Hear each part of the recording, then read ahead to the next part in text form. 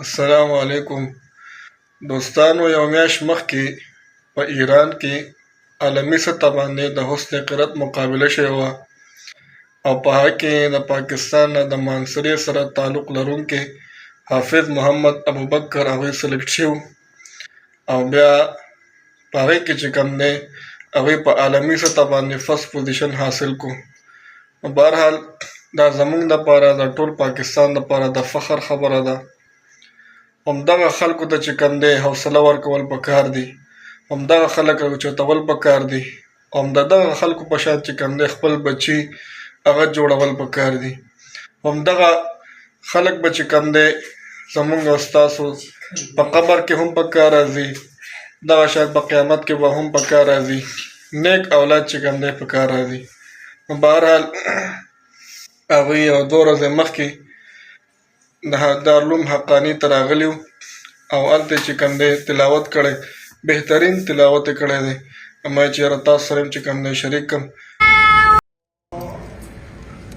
إن في خلق السماوات والأرض واختلاف الليل والنهار لآيات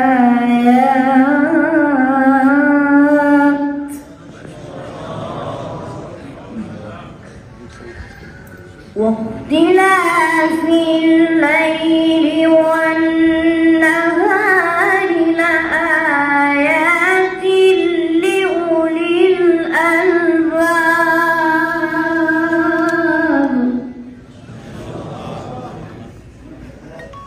الذين يذكرون الله قياما وقعودا وعلى جنوبهم ويتفكرون في خلق السماوات والأرض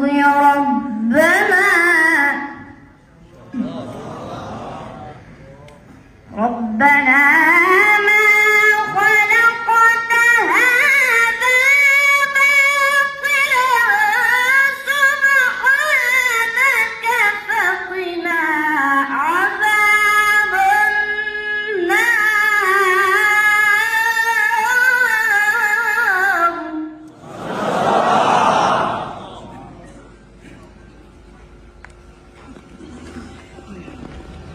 ربنا